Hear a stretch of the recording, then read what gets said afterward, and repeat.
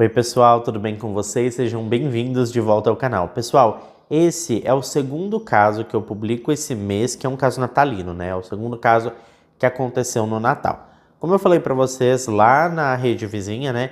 Eu ia fazer meio que um especial de Natal, então eu vou publicar 3 casos natalinos aqui no canal.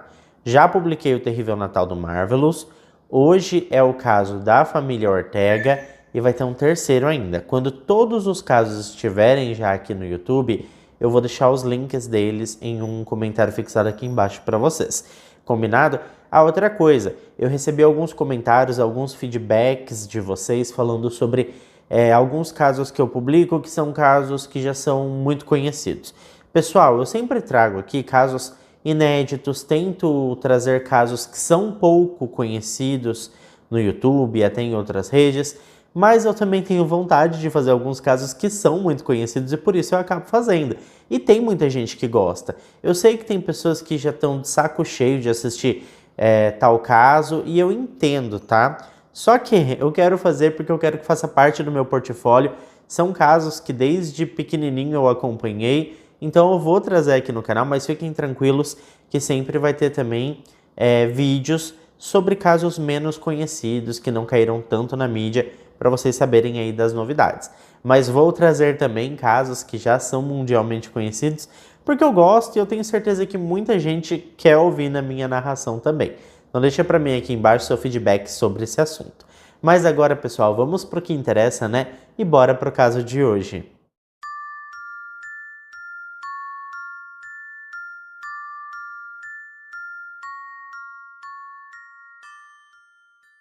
Bom, para começar o caso de hoje, a gente precisa falar sobre um homem chamado Joseph Ortega. Ele foi um senhor de 80 anos de idade que estava casado com a dona Alice de 70 anos, já fazia pelo menos 53 anos. E uma das datas preferidas do casal era justamente a época do Natal. Eles gostavam muito do Natal porque nessa época do ano eles conseguiam ter mais proximidade com todos os seus filhos. O casal de idosos morava em Covina, que é uma cidade localizada no estado norte-americano da Califórnia. Na véspera do Natal de 2008, o Joseph e a Alice convidaram seus 5 filhos para passarem o Natal juntos. Seus filhos eram o James, o Charles, a Letícia, a Alicia e a Sylvia. Todos os seus filhos levaram ali os seus cônjuges, e ao todo cerca de 25 a 30 pessoas estavam presentes no evento. Foi uma noite assim incrível, com um jantar delicioso e todos se divertiram muito. Após o jantar, o casal de idosos convidou todos os seus filhos para jogarem uma partida de Texas Hold'em na sala de jantar. Enquanto isso, as crianças e os netos se divertiam do lado de fora ali na área da piscina. Bom, inclusive um dos netos, um jovem chamado Michael, de 17 anos, estava lá no andar de cima jogando em seu computador. Era por volta das 11h30 da noite, quando os adultos se reuniram na sala de estar, porque a noite estava chegando ao fim e já era hora de se despedir naturalmente. Todos estavam conversando animadamente, quando de repente ouviram ali uma batida na porta. Quem atendeu a porta foi uma das netas do casal, chamada Katrina.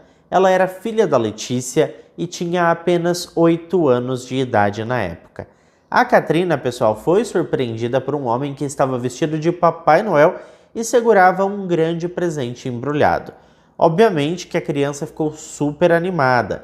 Ela começou a gritar dizendo que o Papai Noel estava ali, até que sem mais nem menos o homem começou a atirar. Acontece, pessoal, que dentro do pacote de presentes que ele segurava havia um lança-chamas caseiro e, em sua outra mão, uma espingarda semi-automática. Fora tudo isso, o rapaz também estava armado com 3 pistolas de calibre 9mm. Assim que os primeiros tiros foram disparados, a maioria dos adultos começou a fugir, pegando seus filhos e correndo para frente da casa com eles. O Joseph e a Alice Ortega, juntamente com suas 3 filhas, a Alicia, a Sylvia e a Letícia, imediatamente tentaram se esconder do atirador embaixo da mesa de jantar, mas infelizmente essa estratégia não funcionou. porque o tal homem começou a atirar assim para todo lado. O James Ortega foi a segunda pessoa a ser baleada depois da pequena Katrina, e enquanto isso acontecia, o seu irmão Charles reconheceu o atirador e gritou o seu nome: Bruce, antes de também ser baleado. O James e o Charles tentaram se levantar e dominar o atirador, mas não conseguiram. O Joseph e a Alicia, acompanhados por suas duas filhas, Sylvia e Alicia, foram baleados e perderam as suas vidas instantaneamente. Quem sobreviveu ao misterioso ataque foi somente a Letícia e a Katrina, que, para quem já se esqueceu, foi a menininha de 8 anos que tinha aberto a porta. Após o término ali dos disparos, o homem desembrulhou o presente que estava carregando e revelou o lança-chamas caseiro. Ele usou esse lança-chamas para borrifar gasolina para todo o lado. E também existiam 2 tanques no local que ele usou como dispositivo para criar meio que uma explosão que rapidamente assim tomou conta de toda a residência. Como existiam muitas pessoas na casa e os disparos tinham sido ouvidos pelos vizinhos, diversas ligações foram feitas para o serviço de emergência, solicitando a presença da polícia no local com urgência. Aliás, pessoal, a Letícia, que foi a única filha que sobreviveu, ligou ali para as autoridades e estava completamente histérica, como vocês já podem imaginar, né? E é totalmente compreensível. Bom, um dos bombeiros informou mais tarde que o fogo havia chegado de 12 a 15 metros de altura, mas seriam necessários pelo menos 80 bombeiros e 1h30 para conseguir controlar aquele incêndio. No final das contas, a maioria dos convidados conseguiu escapar, incluindo quase todas as crianças. E isso aconteceu porque eles estavam na parte de trás da casa, jogando videogame e se divertindo ali no quintal da piscina.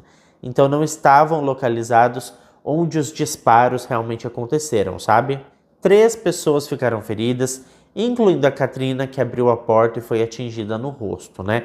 Felizmente, a bala apenas atravessou a sua bochecha e mandíbula, e ela precisou passar por uma cirurgia, mas acabou se recuperando completamente. Uma garota de 16 anos ficou ferida após ser baleada nas costas e uma mulher de 20 anos se machucou quando estava tentando pular a janela do 2º andar e acabou quebrando seu tornozelo.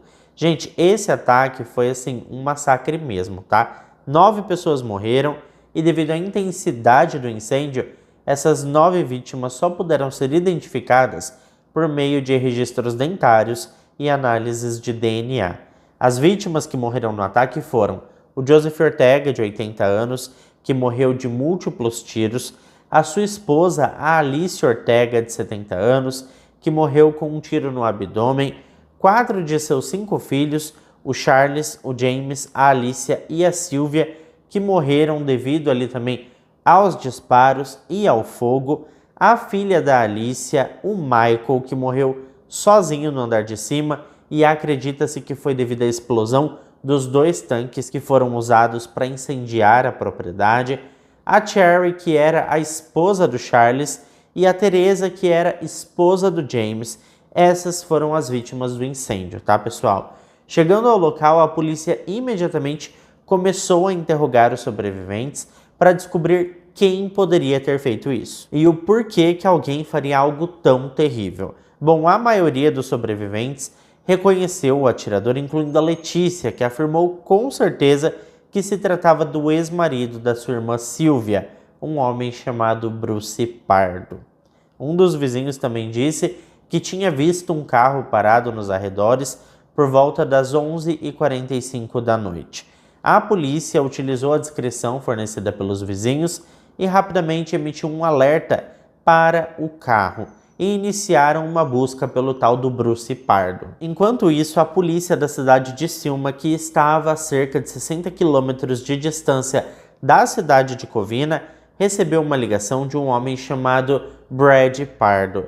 Ele tinha acabado de voltar para casa de uma festa de Natal e encontrou seu irmão deitado sem vida em uma poça de sangue.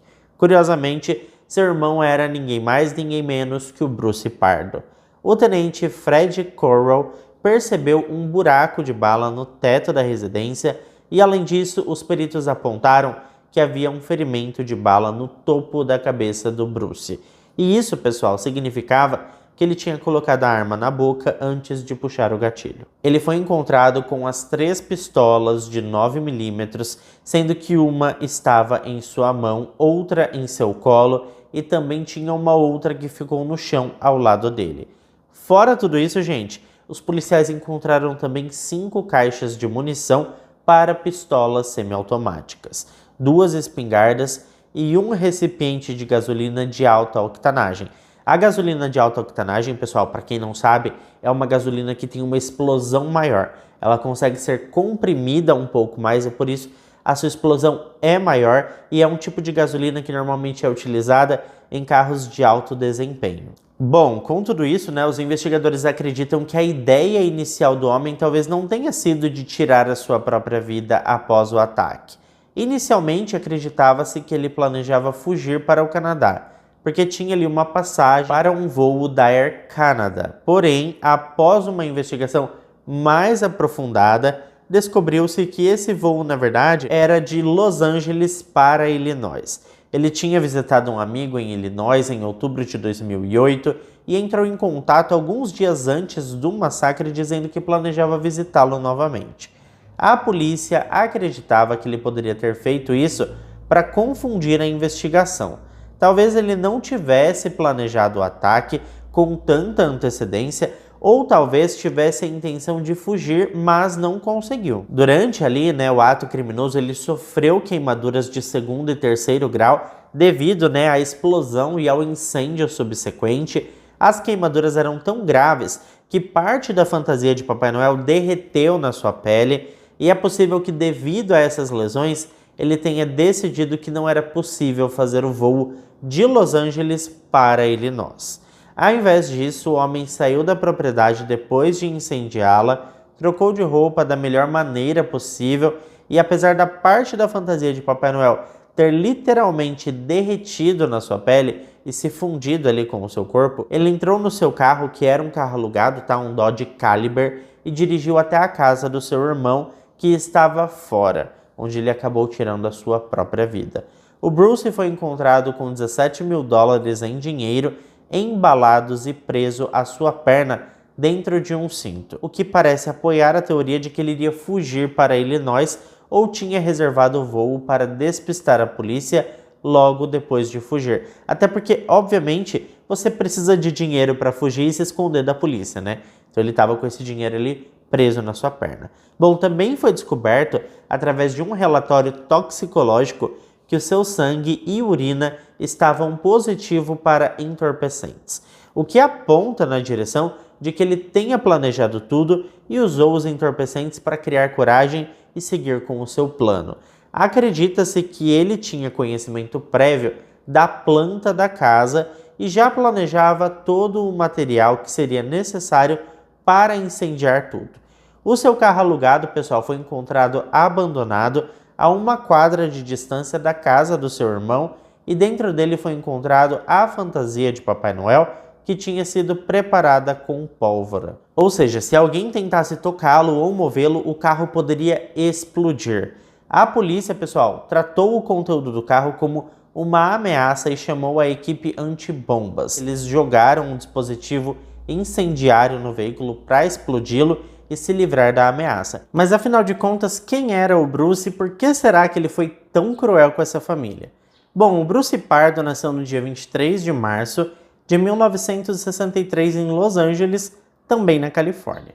Ele estudou na John H. Francis Polytechnic High School em Sun Valley, LA, e se formou antes de ingressar na California State University em Northbridge. Depois disso, pessoal, ele trabalhou no Jet Propulsion Laboratory em LA, em Flint Ridge, antes de finalmente conseguir um emprego como engenheiro elétrico na Each Electronic Systems em 2004.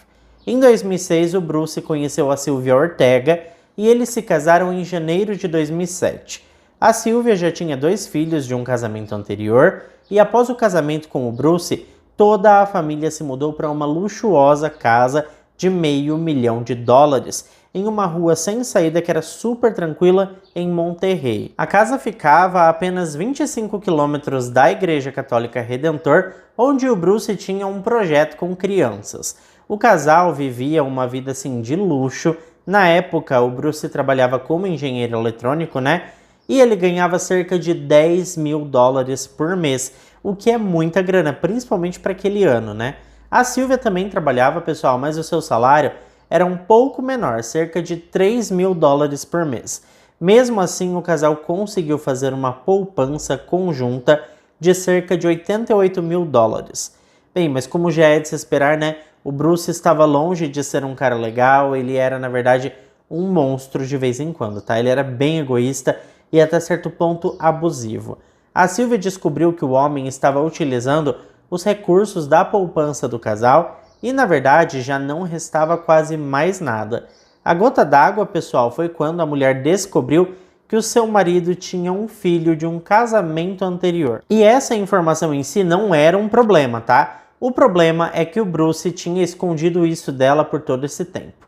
Bom, o Bruce tinha sido casado no passado com uma mulher chamada Helena. E desse casamento nasceu o pequeno Matthew. Acontece que o Bruce nunca teve uma conexão com o seu filho e quando ele era bebê, aconteceu uma tragédia que rompeu de vez a relação entre pai e filho. De alguma forma, o Matthew acabou caindo dentro da piscina quando estava totalmente sob o cuidado do seu pai. A sua mãe tinha saído para fazer compras e quando ela voltou para casa, ela encontrou o Bruce parado, como se estivesse meio que congelado em transe ou algo do tipo, segurando o Matthew no colo. O bebê não se mexia e estava com seus sinais vitais muito fraquinhos. A Helena entrou assim em desespero e correu para ajudar. Ele foi levado às pressas para o hospital mais próximo, onde os paramédicos conseguiram ressuscitá-lo. Depois ele foi transportado de helicóptero para o Hospital Infantil em Los Angeles, um centro de trauma renomado mundialmente especializado em cuidados pediátricos graves. Infelizmente, o Matthew ficou com lesões cerebrais graves e teria que passar o resto da vida em uma cadeira de rodas, necessitando de cuidados 24 horas por dia. Menos de 6 meses depois do incidente, a Helena e o Bruce decidiram encerrar o casamento. Então o Bruce começou a agir como se o seu filho não existisse mais. Com o passar do tempo, os custos ali dos cuidados médicos do Matthew foram só aumentando.